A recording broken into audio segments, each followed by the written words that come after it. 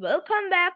I'm Sinura Wahalathanthri and I'm here with my 34th video from the eShop Web Project Development series.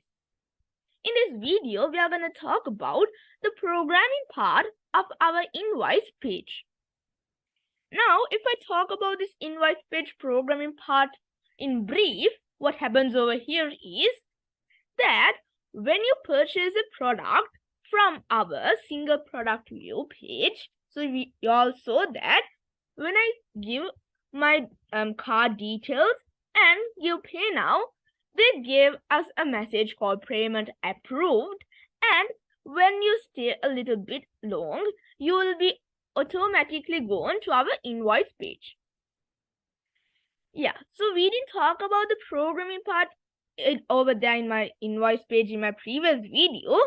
So now let's talk about it. So y'all know that if I tell you, if y'all don't know, this is a point to know.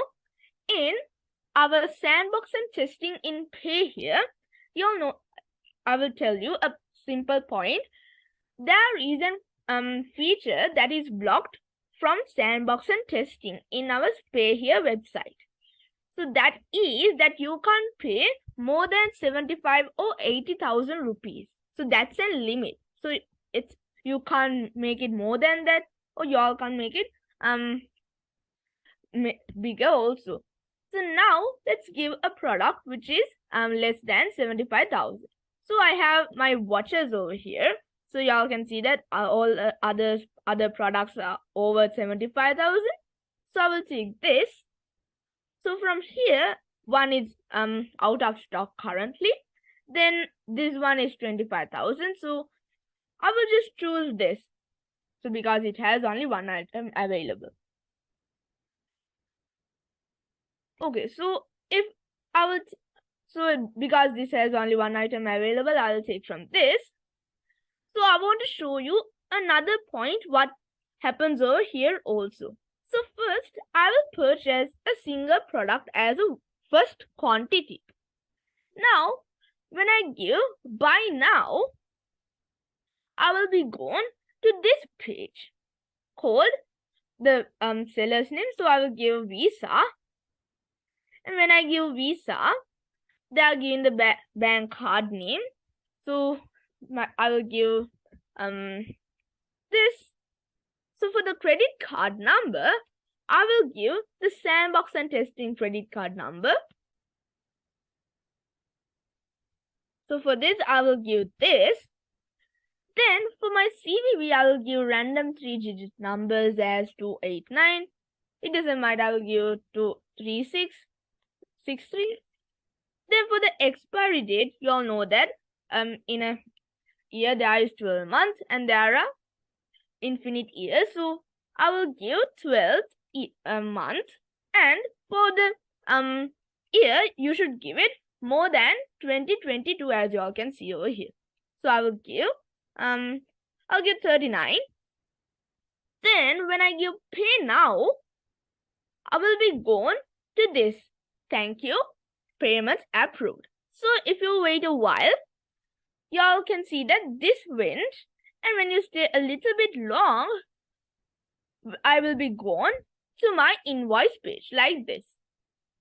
So y'all can see some features like this as the product name and the unit price of the product and the quantity of the product and the total of the product and the subtotal, delivery fee, and the grand total. And the email of the user and the address of the user and the invoice date and time. Likewise, there are some stuff like this. So I will show you it again.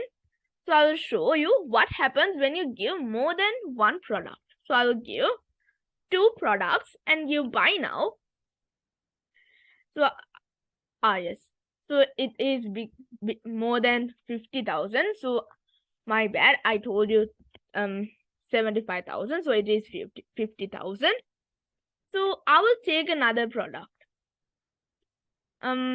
If I go to my home page, yeah, there is no product which I can take for more than that price. So I think that you all understood what happens over there. So now let's do the programming part of this. Yes, so now I have arrived to my VS Code. So in my VS Code, you all can see that we didn't talk about this part in my previous video. So what happens over here is, first let's talk about over here. So first we talked about this else where the payment gateway comes.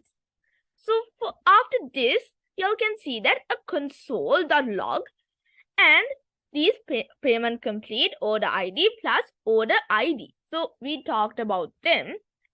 So I have given like that over here. Then after that, I need to save my invoice. So for my save invoice, I have made a function, a new function that I make inside a function. So it's like a function which is inside a function, but it's not a function that it's working inside that function. So that is a bit not that much clear, because if I tell you again about it, what happens over here is, it is a function that I have made inside a function.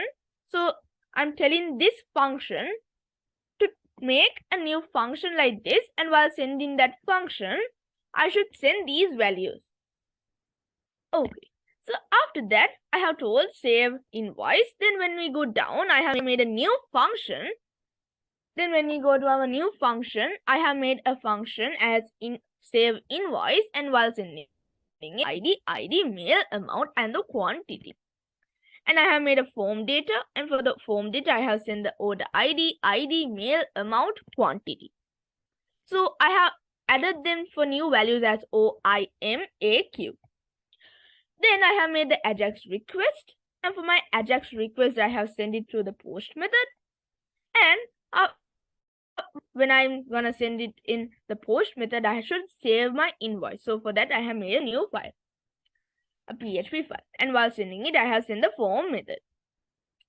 And I have told we know these parts as r.onReadyState changed and the functions, and the if r.readystate equals to 4, the var t as the response text should work. And if the t is equals to 1, the window.location should be equals to the invoice.php, and the id should be plus the order id. And the else, if it comes to the else, the alert t should work. So now let's talk about this in save invoice. So in my save invoice, there is a simple process over here. So what happens in the beginning is, I have given my PHP script, and after that a session start, a require connection, and I have given if the is set.